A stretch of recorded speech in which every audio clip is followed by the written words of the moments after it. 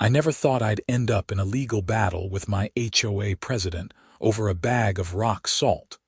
But here we are in suburban Columbus, Ohio, watching a middle-aged woman with a blonde bob haircut try to destroy my property while claiming she's following community guidelines. My name is Nathan Anderson, and I own a small independent hardware store called Anderson's Hardware on the east side of Columbus. I've been running this place for 8 years, ever since my father retired and handed me the keys. The store has been in our family for 32 years, serving the local community with everything from power tools to gardening supplies. We're not a big box chain, but we pride ourselves on personal service and knowing our customers by name. That personal touch is what keeps people coming back, even when they could drive 10 minutes to the nearest Home Depot. I live in a neighborhood called Riverside Meadows, a planned community built in the late 90s with about 200 homes. When I bought my house here 5 years ago, the HOA seemed reasonable enough. Monthly fees were $75, the common areas were well maintained, and the board mostly stayed out of everyone's business. The rules were standard stuff.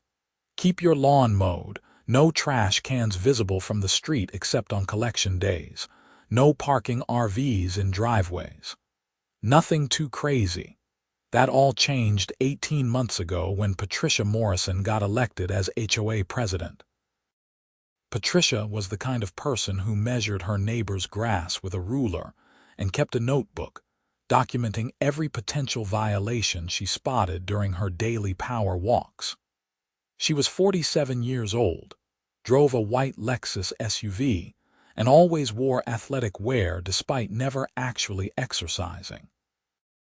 Her husband, Greg, was a quiet accountant who seemed to have perfected the art of nodding agreeably while tuning out everything his wife said. The trouble started small.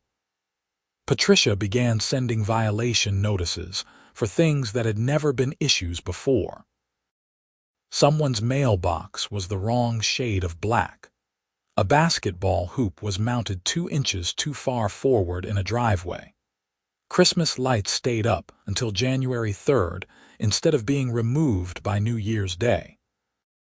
She formed a new architectural review committee that required written approval for any external changes to your property, including things like replacing a doormat or adding a garden gnome.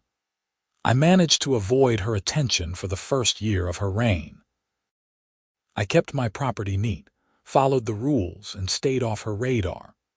My house was a modest 3-bedroom ranch with a 2-car garage and a small front yard. The previous owners had installed a concrete driveway that sloped gently down from the street, and I'd never had any complaints about it. Then winter arrived and everything went sideways.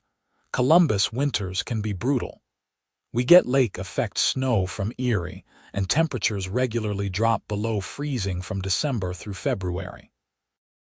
This particular winter was forecast to be especially harsh, with meteorologists predicting above-average snowfall and multiple ice storms. I'd lived through enough Ohio winters to know that preparation was essential. In early November, I started stocking up on winter supplies at my own store. Rock salt, ice melt, snow shovels, roof rakes, everything people would need to deal with the coming weather. I brought home several bags of rock salt and stored them in my garage, along with a commercial-grade snow blower I'd purchased at cost from one of my suppliers. I also bought a heavy-duty ice scraper and a few bags of sand for extra traction if things got really bad. The first major snowstorm hit in mid-December, dumping 11 inches on Columbus overnight. I woke up at 5 in the morning to clear my driveway before heading to the store. The snow was heavy and wet, perfect for packing, but terrible for shoveling. My snow blower made quick work of it, though, and I had my driveway cleared by 6:30. I also cleared my sidewalk and threw down some rock salt to prevent ice from forming as the day warmed up. That evening, I found a notice tucked into my front door. It was printed on official Riverside Meadows HOA letterhead. "Dear homeowner," it read, "it has come to our attention that you have applied an excessive amount of de-icing product to your driveway and sidewalk. Per Community Guidelines, Section 12, Subsection D, Paragraph 4, homeowners must use environmentally responsible methods for snow and ice removal that do not damage common areas or neighboring properties. Rock salt runoff can harm landscaping and contaminate groundwater. Please discontinue use immediately and switch to approved alternatives. First violation. Warning. Sincerely, Patricia Morrison, HOA President." I read the notice 3 times, trying to figure out what she was talking about. I'd used maybe 2 pounds of rock salt on my entire driveway and sidewalk. That was well within normal usage for winter maintenance. I pulled out my copy of the HOA bylaws and spent an hour searching for Section 12, Subsection D, Paragraph 4. It didn't exist. The bylaws had a Section 12 about architectural modifications, but nothing about snow removal or de-icing products. The next day was Saturday, and the store was busy with customers buying winter supplies. I mentioned Patricia's notice to my assistant manager, Derek Chen, while we were restocking the salt display. "She's making stuff up now," Derek asked, shaking his head. "That's bold even for her." "I think she's just looking for things to complain about," I said. "I'll ignore it. If she brings it up again, I'll ask her to show me the actual bylaw she's referencing." "Good luck with that," Derek said. "My cousin lives in Riverside Meadows, too." Patricia sent him a violation notice because his house numbers weren't the exact font specified in the guidelines. He had to special order new numbers from some company in California. Cost him $180. I winced. That sounded exactly like something Patricia would do. The second snowstorm hit after Christmas, this one dropping 8 inches and coating everything in a layer of ice. I cleared my driveway again and used rock salt again because it was effective and affordable, and the standard method everyone in Ohio used for ice removal. 2 days later, another notice appeared. Second violation. Rock salt usage. Fine of $50 assessed. Continued violations will result in additional fines of $100 per incident and potential legal action. Approved de-icing alternatives include calcium chloride, magnesium chloride, or sand. Rock salt is prohibited. I was furious. There was absolutely no legitimate basis for this rule. Rock salt was sold in every hardware store, grocery store, and gas station in the state. It was the most common de-icing product available. And more importantly, there was no prohibition against it in our HOA bylaws. I'd read the entire document cover to cover by this point. I decided to confront Patricia directly. I found her address in the neighborhood directory and drove over on a Sunday afternoon. She lived in one of the larger homes in the community, a 2-story colonial with white columns and a perfectly manicured lawn. I rang the doorbell and waited. Patricia opened the door wearing a cream-colored sweater and black leggings. Her expression shifted from polite curiosity to cold recognition when she saw me. "Nathan Anderson," she said. "What can I do for you?" "I need to talk to you about these violation notices," I said, holding up the 2 letters. "You're fining me for using rock salt, but there's no rule against it in the HOA bylaws." "The rule was added in October," Patricia said. "The board voted on it at our monthly meeting." "I never received notice of any rule changes," I said. "And even if the board voted on it, changes to the bylaws require a vote of the full membership. That's in Article 9 of the bylaws." Patricia's lips pressed into a thin line. This wasn't a bylaw change. It was an operational policy implemented by the board under our administrative authority. Show me where in the bylaws the board has the authority to ban commonly used household products, I said. I don't have to justify board decisions to individual homeowners, Patricia said. If you have concerns, you can submit them in writing and we'll address them at the next board meeting. In the meantime, the fine stands. Pay it by the 15th or we'll add late fees. I'm not paying a fine for a made-up rule, I said, keeping my voice level despite my anger. And I'm going to continue using rock salt on my own driveway because it's my property and there's no legitimate rule against it. Then you'll continue receiving fines, Patricia said. And when those fines accumulate, we'll place a lien on your property.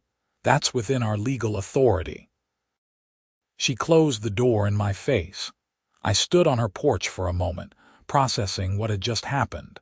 This had escalated way beyond a simple neighborhood dispute. Patricia was threatening my home over something completely ridiculous. I needed to take this seriously. Back at my house, I started documenting everything. I photographed my driveway and the minimal amount of rock salt I'd used. I made copies of all the violation notices. I pulled up the weather reports showing the ice storms that had made de-icing necessary. And I contacted a real estate attorney named Marcus Webb, who'd been a customer at my store for years. Marcus agreed to meet with me the following Tuesday. His office was in downtown Columbus, in one of those renovated brick buildings near the Short North Arts District. He was in his mid-50s with gray hair and a no-nonsense demeanor that immediately put me at ease. I explained the situation, showing him all my documentation. He reviewed the HOA bylaws, the violation notices, and the timeline of events. She doesn't have a leg to stand on, Marcus said finally. HOA boards do have some administrative authority, but they can't impose fines for violating rules that don't exist. And they definitely can't ban the use of common household products without following proper procedures for rule changes. That requires written notice to all homeowners and usually a vote of the membership, depending on your specific bylaws. So what do? I asked. First, send a formal response to the HOA board disputing the fines and requesting documentation of the rule you allegedly violated. Be polite but firm. Request copies of meeting minutes showing when this policy was voted on and copies of any notices sent to homeowners about the change. I'll help you draft it. And if she doesn't back down, then we consider a lawsuit. You could potentially sue the HOA for improper fines and harassment, but I'd recommend trying the administrative route first.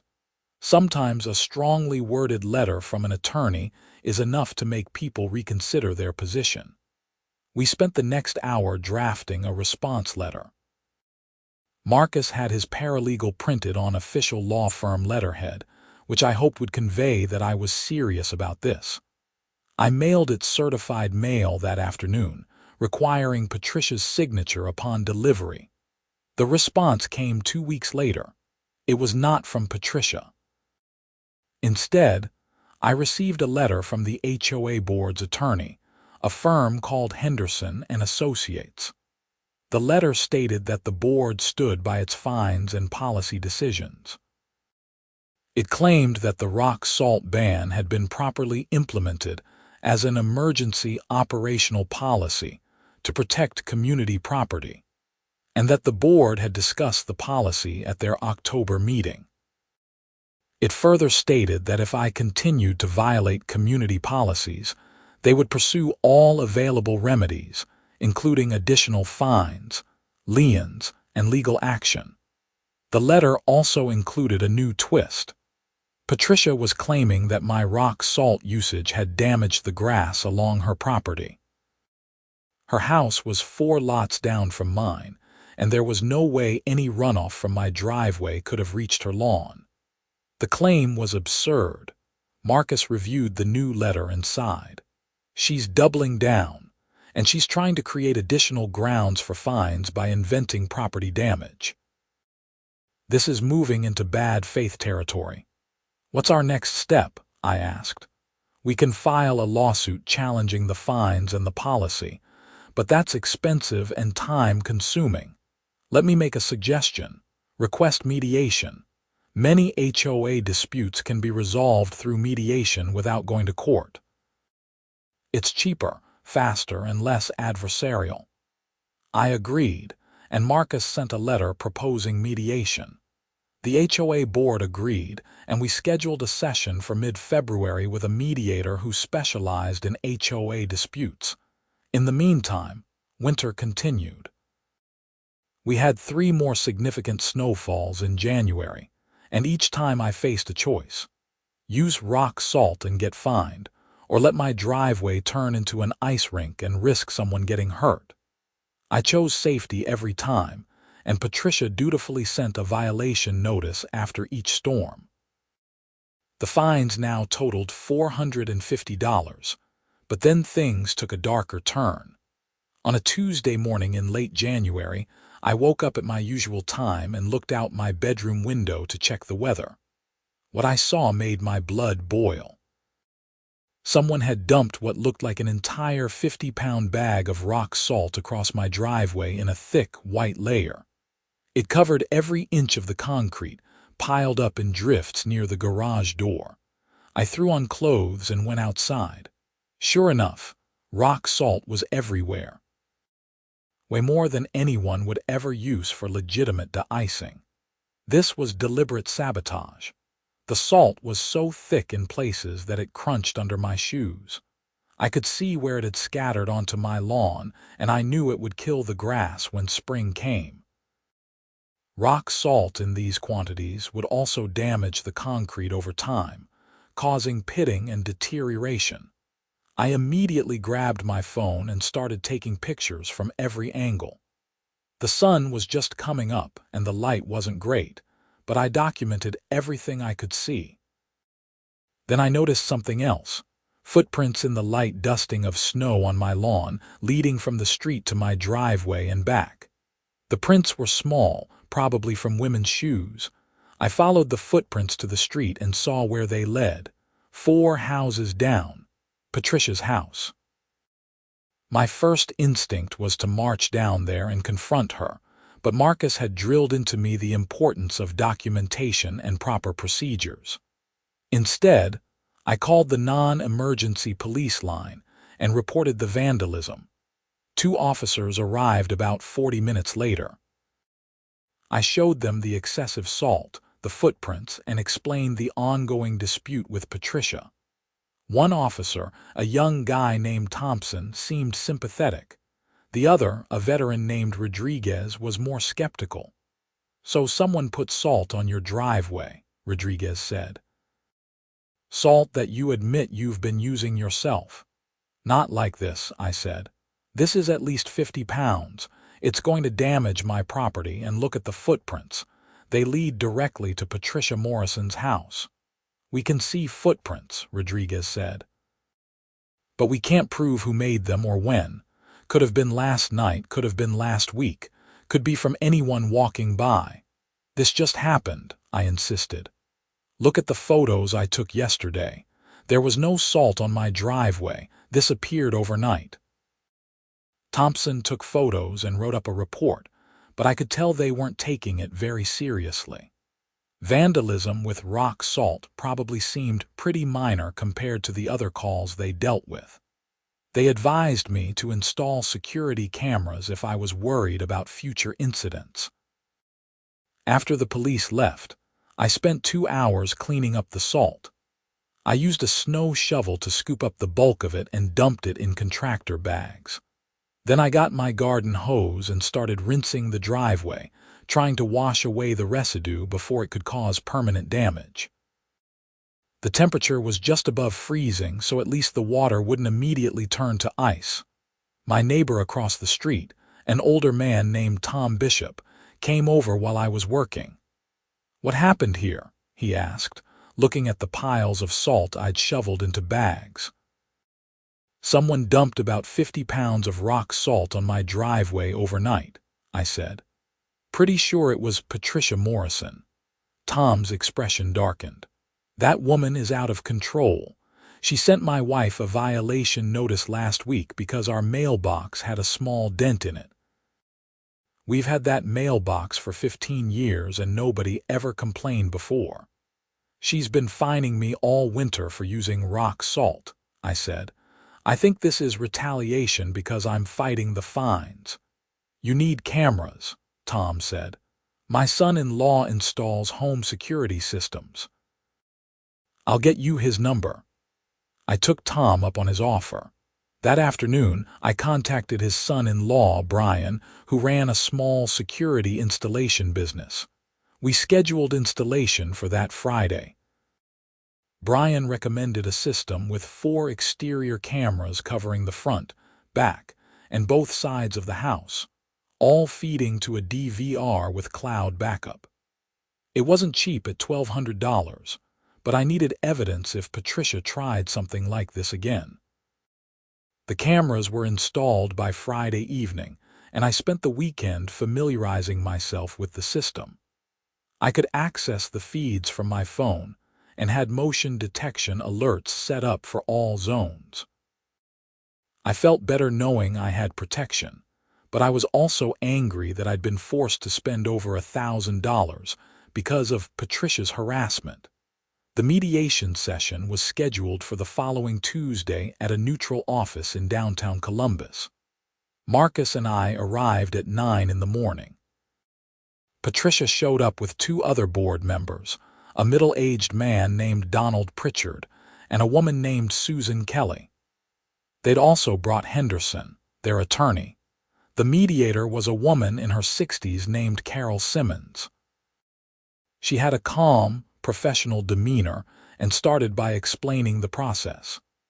Each side would present their position, and she would help facilitate a discussion to find common ground. Patricia went first. She claimed that rock salt was damaging community property and creating environmental hazards. She said the board had the authority to ban harmful substances under their general maintenance powers. She also claimed that I was being unreasonably difficult and refusing to consider alternative de-icing methods. Then she brought up the incident from the previous week, but with a twisted version of events. "Mr. Anderson has been escalating this situation," Patricia said. "Last week, he spread an excessive amount of rock salt on his driveway as a deliberate provocation. When we sent him another violation notice, he filed a false police report claiming someone else had done it. This is the kind of bad faith behavior we're dealing with." I felt my face get hot. "That's a complete lie. Someone dumped salt on my property to frame me. The footprints led directly to your house." "That's ridiculous," Patricia said. "Why would I waste 50 pounds of rock salt on your driveway? To create grounds for more fines and make me look like the problem," I said. Carol raised her hand. "Let's keep this productive." "Mr. Anderson, please present your position." I took a breath and went through everything systematically. The lack of any actual bylaw prohibiting rock salt, the improper procedure for implementing the supposed ban, the accumulating fines for a non-existent violation, and the recent vandalism that I believed was retaliation. Marcus backed me up with legal arguments, citing Ohio HOA law and case precedents. He made a strong case that the board had exceeded its authority and that the fines were invalid. We went back and forth for 2 hours. Carol tried to find middle ground, suggesting compromises like limiting rock salt use to only severe ice conditions or requiring homeowners to clean up excess salt within 24 hours. But Patricia wouldn't budge. She insisted the ban was legitimate and the fines were justified. Finally, Marcus lost patience. "Let's be clear about what happens if we don't reach an agreement today. We will file a lawsuit challenging the fines and the policy. We'll also file a countersuit for harassment and abuse of authority. Discovery will be interesting. We'll subpoena all board communications, including emails and text messages. We'll depose all board members about their decision-making process, and we'll bring in expert witnesses to testify about standard snow removal practices in Ohio. Henderson, the HOA's attorney, shifted uncomfortably. That seems like an overreaction. My client has been fined hundreds of dollars for using a common household product, Marcus said. His property has been vandalized. He's been forced to install security cameras, and your client is making false claims about property damage. This has gone well beyond a simple dispute. Carol tried to salvage the mediation, but it was clear we were deadlocked. Patricia wasn't going to back down, and neither was I. We ended the session with no agreement. "I'll see you in court," Patricia said as we left. "Looking forward to it," I replied. Over the next week, Marcus filed a complaint in Franklin County Court. We sued the HOA for invalid fines, harassment, and attorney's fees. The lawsuit laid out the entire history of the dispute and argued that the board had abused its authority. The HOA filed a response and a counterclaim, alleging that I had violated community rules and damaged common property. They also claimed I owed over $600 in fines at this point, including late fees. But then, my security cameras paid off in a way I never expected. On a Thursday night in late February, my phone buzzed with a motion alert around midnight. I was still awake, catching up on inventory reports for the store. I opened the camera app and watched in real time as Patricia Morrison walked up my driveway carrying a large bag. I couldn't believe what I was seeing. She was wearing dark clothes and a winter hat, but the infrared cameras captured her face clearly. She looked around nervously, then opened the bag and started spreading rock salt across my driveway in huge handfuls. My heart was pounding. I was watching her commit vandalism on my property in real time. I started screen recording on my phone to make sure I captured everything, even though the system was already saving the footage to the cloud. Patricia spent about 5 minutes dumping salt everywhere, using even more than she had the first time. She emptied the entire bag, then folded it up and walked back toward the street. I tracked her on the different cameras as she left my property and headed down the sidewalk. I immediately called the police non-emergency line. "This is Nathan Anderson at 847 Riverside Drive. I'm watching someone vandalize my property on my security cameras right now. They're still on my street." The dispatcher took my information and said officers were on the way. I grabbed my coat and went outside, keeping my phone in my hand with the live feed up. I could see Patricia walking quickly down the street, about 3 houses away now. 2 patrol cars arrived within minutes, their lights off to avoid alerting the suspect. I recognized Officer Thompson from before. I showed him the live feed on my phone, and we watched as Patricia reached her house and went inside. "That's definitely her," Thompson said. "We've got her face clearly on camera, and she's carrying evidence." The officers went to Patricia's house and knocked on the door. I watched from my driveway, my phone still recording. Greg answered the door, looking confused and sleepy. The officers asked to speak with Patricia, and after a few minutes she came to the door. Even from a distance, I could see her face go pale when she saw the police. Thompson explained that they had video evidence of her vandalizing my property. Patricia denied it at first, but when Thompson described what she was wearing and mentioned that they could see the empty salt bag in the garage behind her, she finally admitted it.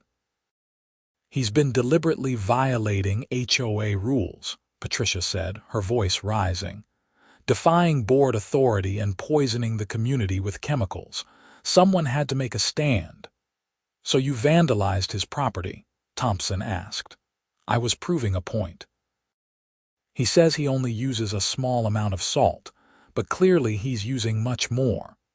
I was demonstrating what his driveway would look like if he was being honest about his usage. The logic was so twisted that even Greg looked embarrassed. Thompson arrested Patricia for criminal mischief. They handcuffed her and put her in the patrol car while Greg stood in the doorway looking shell-shocked. The officers also collected the empty salt bag from the garage as evidence. As the patrol car drove away with Patricia in the back seat, I felt a strange mix of emotions. Relief that I had proof. Vindication that I'd been right about who was behind the vandalism. But also sadness that things had escalated to this point. This was my neighborhood. These were supposed to be my neighbors, my community. And here we were with criminal charges and lawsuits. I went back inside and emailed the security footage to Marcus, along with a detailed description of what had happened. Then I tried to sleep, though adrenaline kept me up until almost 3 in the morning. The next day, word spread through Riverside Meadows like wildfire. Patricia Morrison, the HOA president, had been arrested for vandalizing a homeowner's property. People I barely knew stopped me at the mailbox to ask if it was true. Tom Bishop came over to get the full story. Even my mail carrier mentioned it. Marcus called me that afternoon. "I saw your email. This changes everything." The HOA's position just became completely untenable. "What happens now?" I asked. "Patricia will face criminal charges. That's separate from our civil case, but it completely undermines the HOA's counterclaim. They're arguing you're the problem homeowner, but their president just got arrested for vandalizing your property. No judge is going to look favorably on that. I'd expect them to want to settle quickly and quietly." He was right. 2 days later, Henderson called Marcus to discuss settlement. The HOA board had held an emergency meeting and voted to remove Patricia as president. They were offering to dismiss all fines, acknowledge that rock salt was permitted, and pay my attorney's fees. But I wasn't satisfied with that. What about Patricia? Does she face any consequences beyond the criminal charges? Marcus relayed the question.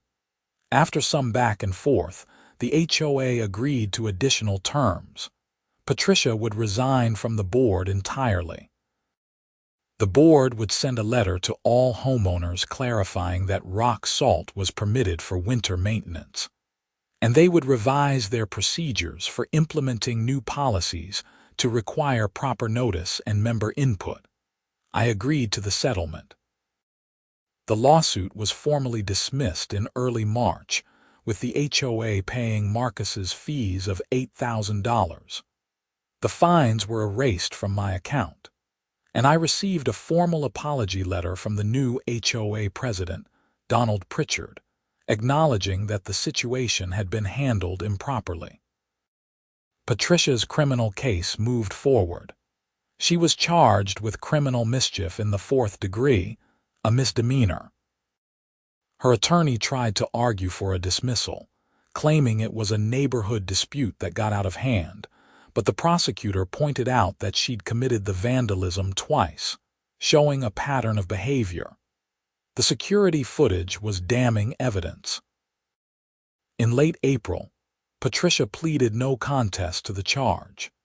She was sentenced to 1 year of probation, ordered to pay restitution for my security camera system and the cost of repairing the salt damage to my driveway, and required to complete anger management counseling.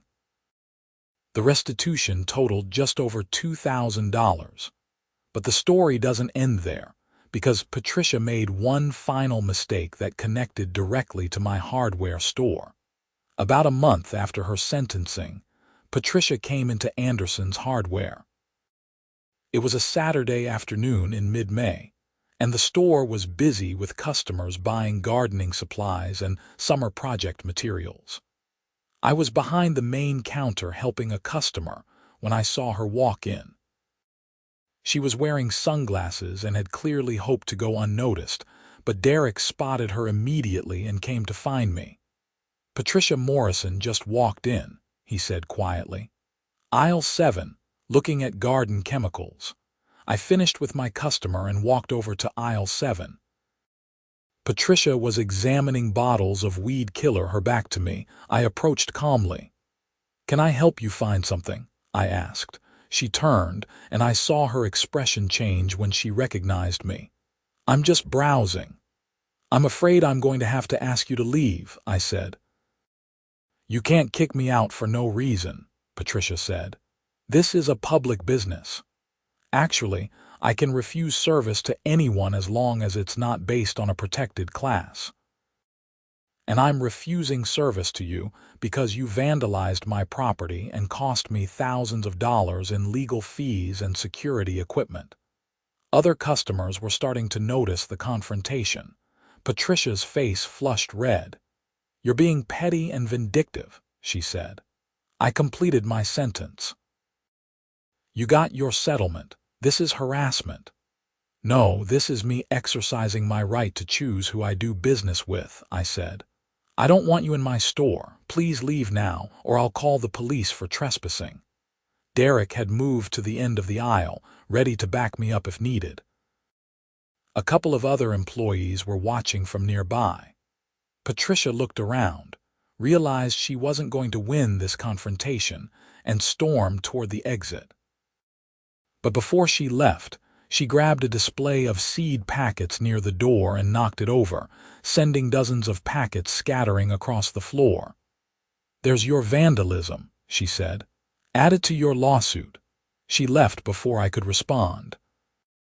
I was so shocked by the childish behavior that I just stood there for a moment. Derek and another employee, Michelle Santos, started picking up the seed packets. "Did that just happen?" Michelle asked. "Get the security footage from the front cameras," I said. "I want a record of this." We pulled the footage showing Patricia knocking over the display and making her comment. It was clearly deliberate vandalism, however minor. I called the non-emergency police line and filed another report. Given that she was still on probation, I figured this violated the terms of her sentence. Officer Thompson responded to the call. He seemed almost amused when he arrived and heard what happened. "She's really not learning, is she?" he said. He reviewed our security footage and took a statement. The damage was minimal, just some bent cardboard displays and scattered merchandise. But it was still vandalism, and combined with her probationary status, it was more serious than it might otherwise be. "I'll forward this to her probation officer," Thompson said. "Might result in a violation hearing." It did. 2 weeks later, Patricia was called before the judge for a probation violation hearing. I had to testify about the incident at the store. The prosecutor argued that Patricia had failed to complete her anger management counseling effectively and had committed another act of vandalism against the same victim. The judge was not impressed. He extended Patricia's probation by 6 months and ordered her to complete an additional 20 hours of community service. He also issued a formal no-contact order, prohibiting Patricia from coming within 100 feet of me or my business. After the hearing, I made a decision. I posted a notice at the store informing customers that Patricia Morrison was banned from the premises and that we would prosecute any trespassing. I included a photo so all my employees could recognize her. It felt harsh, but she'd proven that she couldn't be trusted to behave appropriately. Word of the ban spread quickly through the community.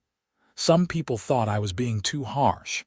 Others applauded me for standing up to Patricia's bullying. My store actually saw a slight increase in business over the next few months, as people who'd heard about the situation came in specifically to show their support. The summer passed peacefully. The HOA under Donald's leadership was much more reasonable. They focused on actual community maintenance, instead of inventing violations. Several other homeowners told me that Patricia had been harassing them too with bogus fines and complaints, but they'd been too intimidated to fight back.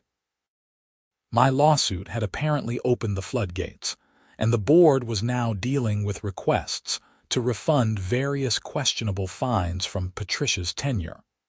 In August, I heard through the neighborhood grapevine that Patricia and Greg were getting divorced. Apparently, the stress of the legal issues, combined with Greg's realization that his wife had serious anger management problems, had been too much for the marriage. They listed their house for sale in September. I didn't take any pleasure in their misfortune. The whole situation had been unnecessary and sad. If Patricia had just followed proper procedures, or if she'd been willing to compromise, none of this would have happened. But she'd chosen to escalate at every turn, and eventually that caught up with her. Patricia and Greg's house sold in November.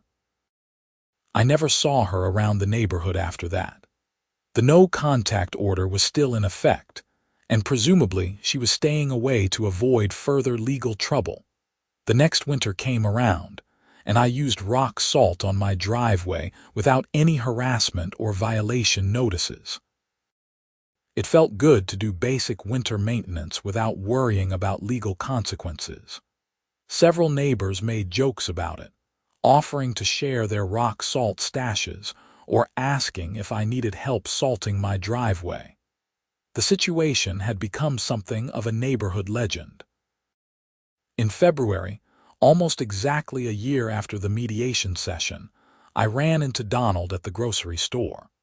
We chatted for a few minutes, and he mentioned that the HOA was considering formally codifying their winter maintenance policies.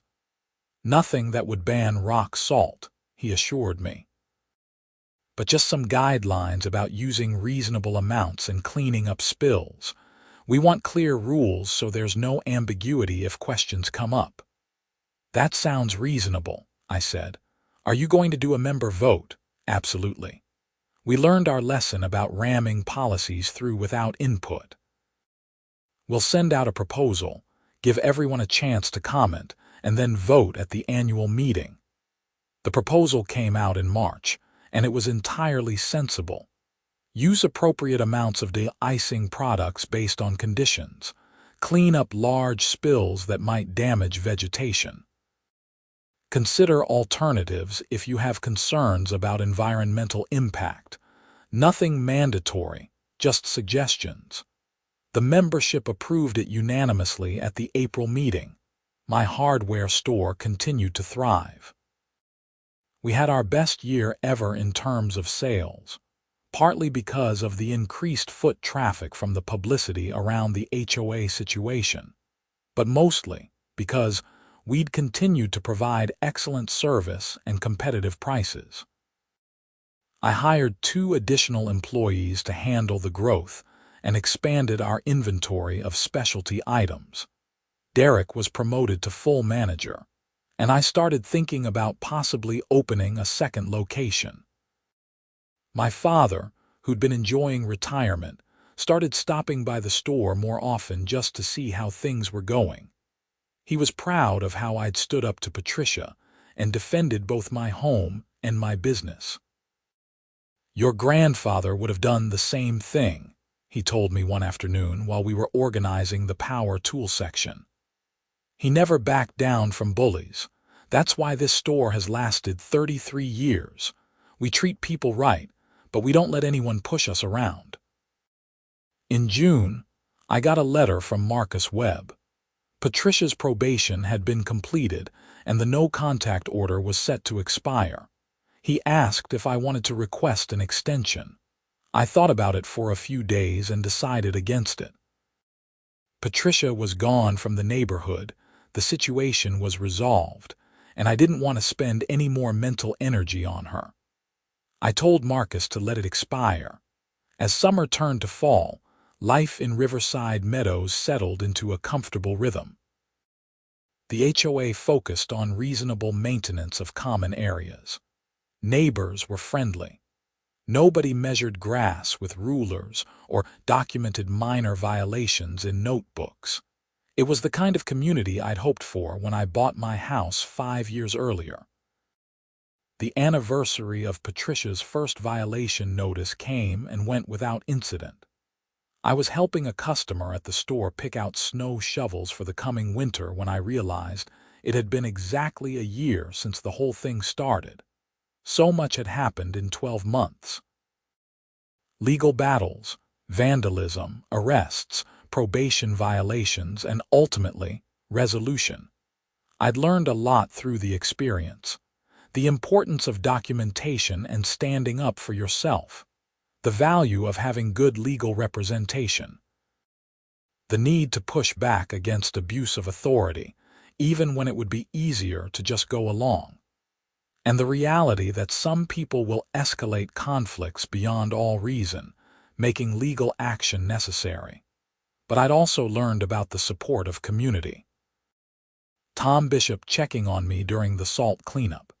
Derek and my other employees having my back during Patricia's band visit to the store. The neighbors who spoke up about their own experiences with Patricia's harassment. The customers who deliberately shopped at my store to show support. Those connections mattered more than the conflict with one unreasonable person.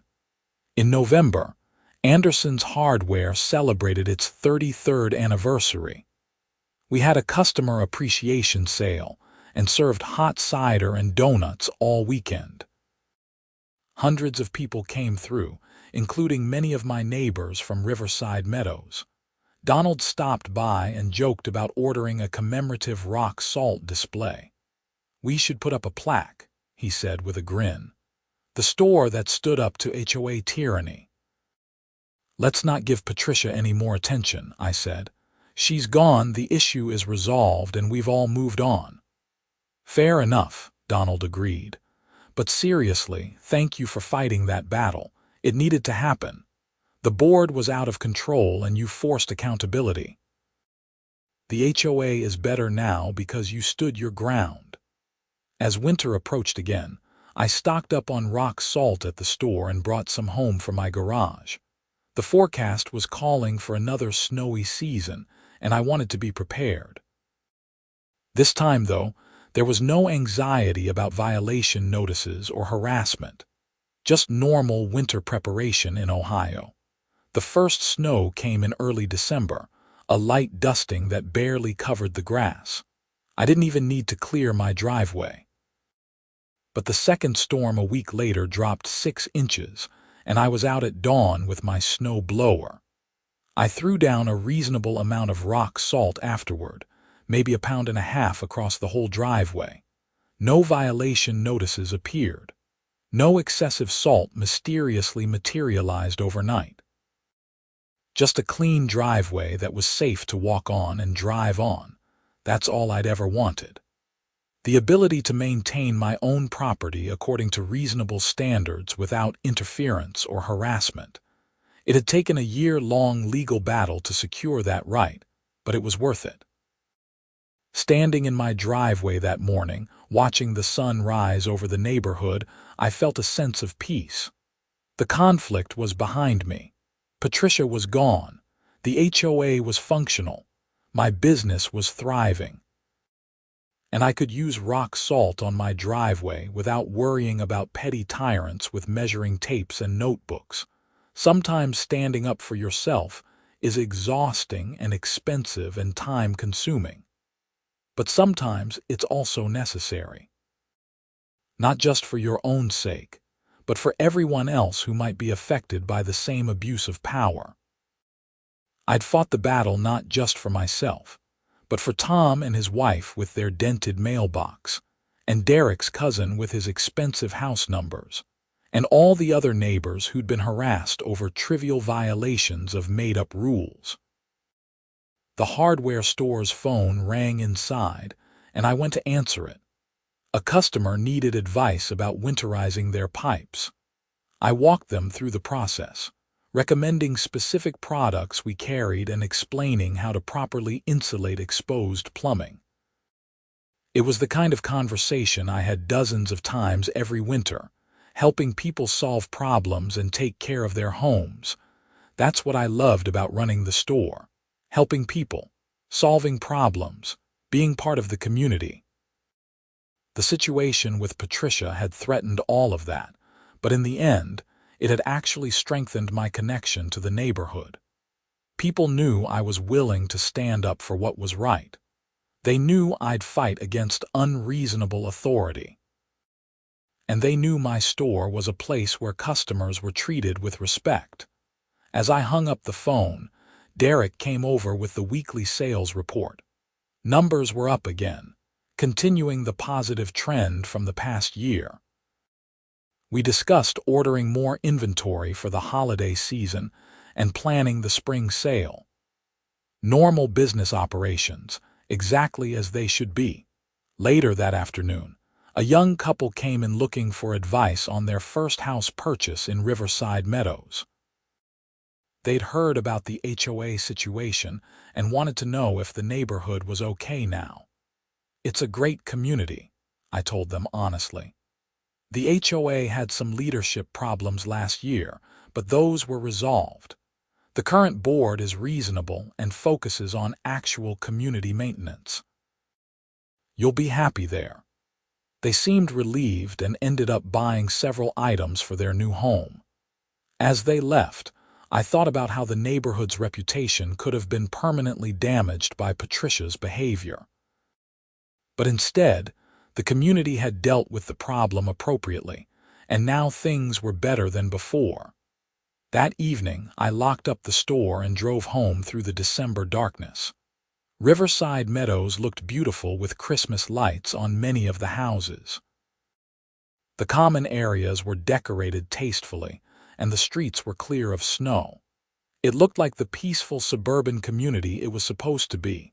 I pulled into my driveway, the same driveway that had been at the center of so much conflict. The concrete was clean and well maintained. No excessive salt, no violations, just a normal driveway on a normal evening in Ohio. Inside the house, I made dinner and settled in for the evening. My phone buzzed with a text from Marcus Webb. He was checking in to see how things were going and mentioned he might need to order some supplies from the store for a home renovation project. "Everything's good," I texted back. "Stop by any time. I'll make sure Derek takes care of you." The conversation with Marcus reminded me that I still had his business card in my wallet. I hoped I'd never need a real estate attorney again, but it was good to know I had someone competent if issues came up. The legal system had worked, eventually. It had been slow and expensive, but justice had prevailed. As the weeks passed and winter deepened, I continued my normal routine. Running the store during the day, maintaining my house in the evening, enjoying the community where I lived. The HOA sent out their monthly newsletter, and it was full of useful information about snow removal schedules, holiday decoration guidelines, and upcoming community events. No ridiculous violations or made-up rules. In January, I got an email from one of the local TV stations. They were doing a segment on HOA disputes and had heard about my situation through public court records. They wanted to interview me for the story. I politely declined. The situation was over, and I didn't want to give Patricia any more attention or create drama for the neighborhood. The reporter was disappointed, but understood. She mentioned that HOA conflicts were increasingly common, and that many people felt powerless against board overreach. I suggested she contact Marcus Webb for legal perspective, and he ended up doing an interview about homeowner rights and proper HOA procedures.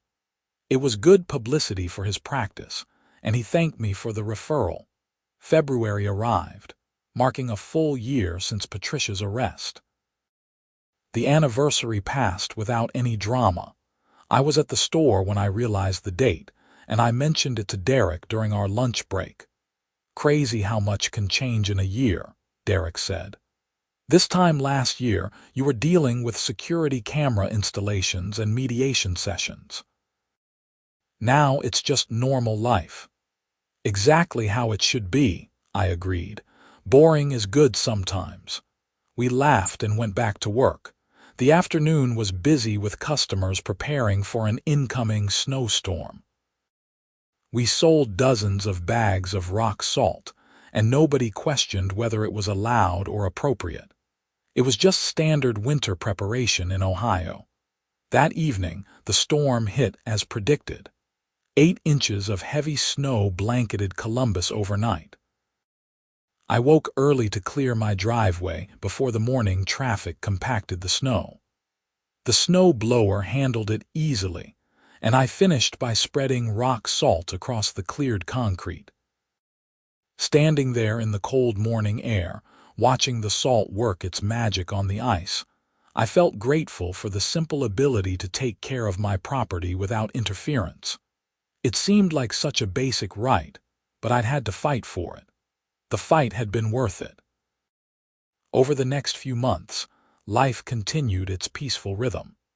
The store's second year after the conflict was even better than the first.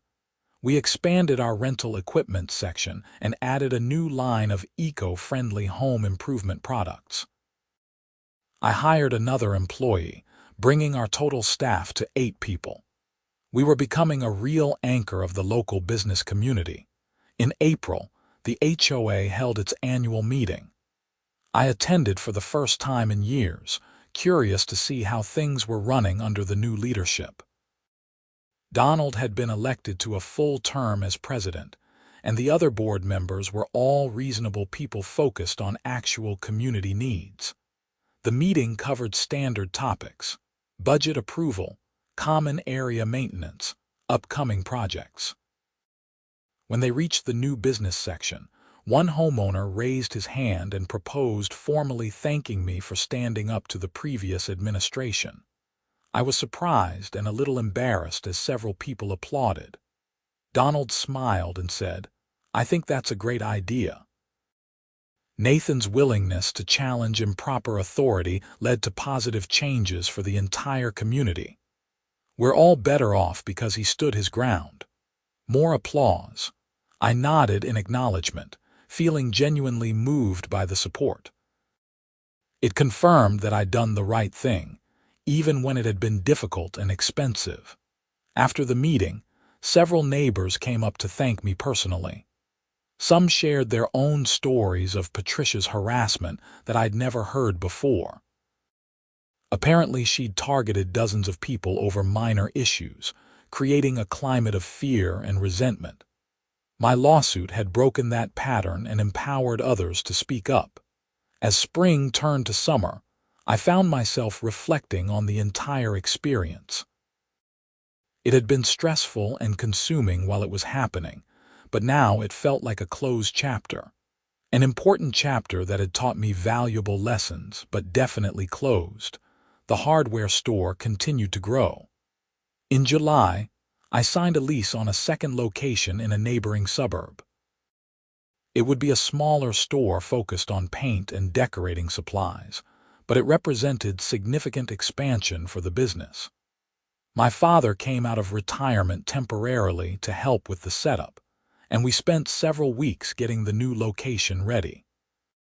The grand opening in August was a huge success. Hundreds of customers came through, and we did better than projected sales for the entire first month.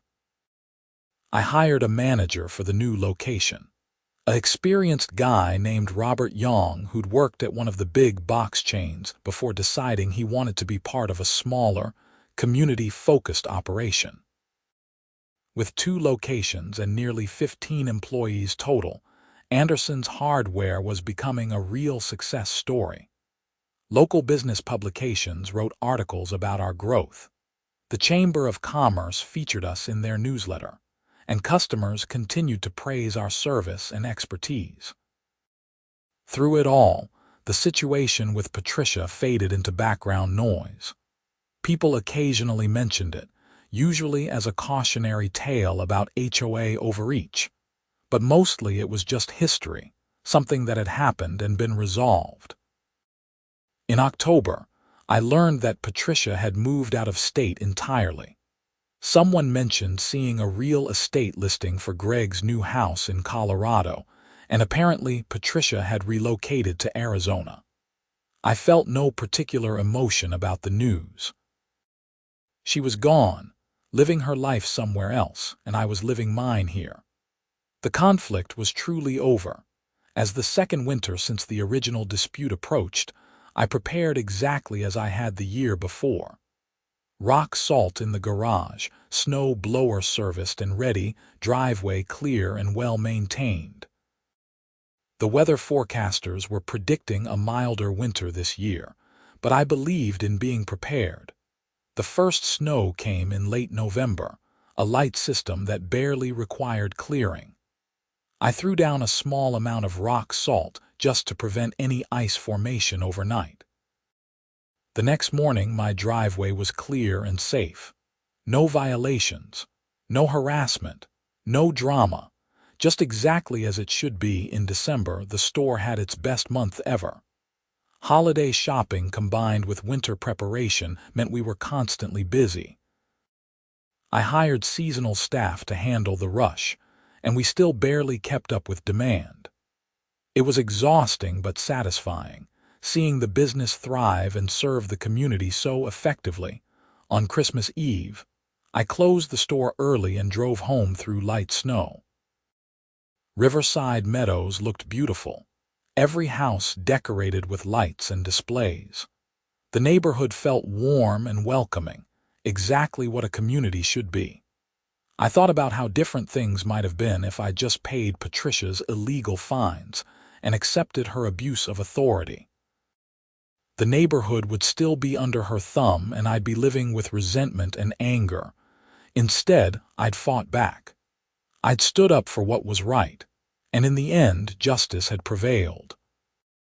The process had been difficult, but the outcome was worth every moment of stress and every dollar of legal fees. As I pulled into my driveway that evening, I noticed Tom across the street hanging one more strand of lights on his house. He waved, and I waved back. Simple neighborly interaction, the kind that makes a community feel like home. Inside my house, I made hot chocolate and settled in for the evening. The lawsuit paperwork was filed away in a cabinet, no longer needed but preserved for posterity. The security camera system continued recording, though now it was just a useful home security tool rather than a necessity for documenting harassment. And the bags of rock salt in my garage waited patiently for the next snowstorm, ready to do their job without controversy. The story of Patricia Morrison and her war on rock salt had become a strange footnote in my life. It wasn't something I thought about daily anymore. But it had shaped me in important ways, teaching me about standing up for yourself, the importance of documentation, the value of good legal counsel, and the strength that comes from community support. And every time I used rock salt on my driveway, I felt a small sense of victory. Not because I defeated Patricia specifically, but because I defended a fundamental right to maintain my own property according to reasonable standards. That victory belonged not just to me, but to everyone in Riverside Meadows who'd been harassed by an out-of-control HOA board. As the year drew to a close and a new year began, I looked forward to the future with optimism. The hardware store was thriving with 2 locations and plans for possible further expansion. The neighborhood was peaceful and well managed. My home was my sanctuary, free from harassment and interference. And I had the satisfaction of knowing I'd fought a difficult battle and won. The experience had taught me that sometimes the right path is the hard path, that standing up to abuse of authority is worth the cost, and that communities function best when individuals are willing to challenge unreasonable rules and demand accountability from those in power. On New Year's Day, I stood in my driveway clearing the light overnight snow. The sun was shining, the air was crisp and clean, and my neighborhood was quiet and peaceful. I spread a thin layer of rock salt across the concrete, watching it work to prevent ice formation. Such a simple, ordinary task, but one that represented everything I'd fought for: freedom, autonomy, the right to maintain your own property without interference from petty tyrants. These weren't grand philosophical concepts. They were practical realities that affected daily life, and they were worth defending.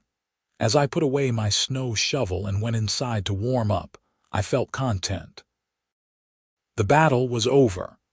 The victory was complete, and life in Riverside Meadows continued peacefully, exactly as it should have been all along.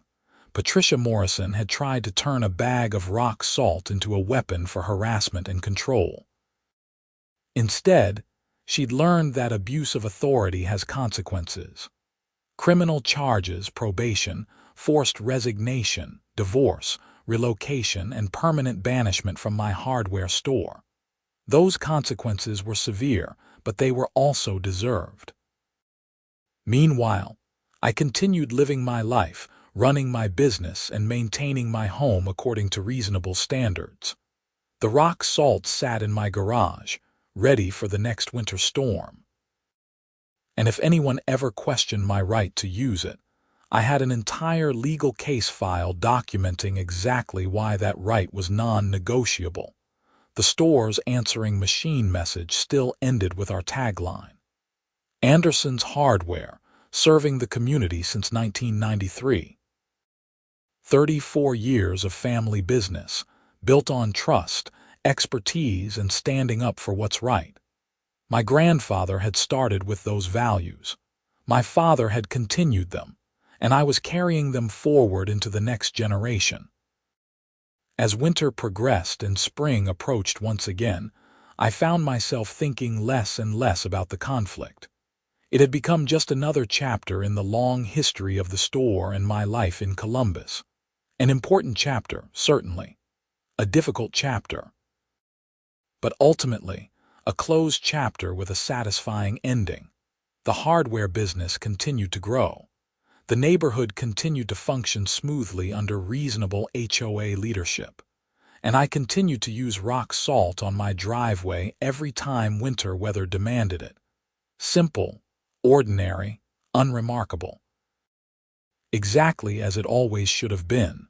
And somewhere in Arizona, Patricia Morrison was living with the consequences of her actions. I bore her no ill will, but I also had no regrets about how things had turned out. She'd made her choices. I'd made mine. The legal system had sorted out who was right. And life moved on. That's the real ending to this story. Not dramatic confrontation or revenge, but simply the peaceful continuation of normal life. The boring, everyday reality of running a business, maintaining a home, and being part of a community. The things that Patricia's harassment had threatened but ultimately failed to destroy. As I locked up the store one final evening and headed home through the Ohio winter darkness, I realized that this was victory. Not some grand, cinematic moment, but the simple ability to live your life without interference from those who abuse their authority. To use rock salt when you need it. To run your business according to your own standards. To be part of a community that respects individual rights while maintaining reasonable standards for everyone. Patricia had lost her position, her reputation, her marriage, and her place in the community. She'd gained a criminal record, probation, court-ordered counseling, and a permanent ban from one of the best hardware stores in Columbus. Those were the natural consequences of her actions. I had kept my home, my business, my peace of mind, and my principles. And I had a really good story about the time an HOA Karen tried to weaponize rock salt and ended up destroying her own life instead. The rock salt sat innocently in my garage, just a common household product doing its job exactly as intended. No drama, no controversy. Just salt being salt, melting ice and keeping driveways safe through another Ohio winter. Exactly as it had always been, and exactly as it always would be.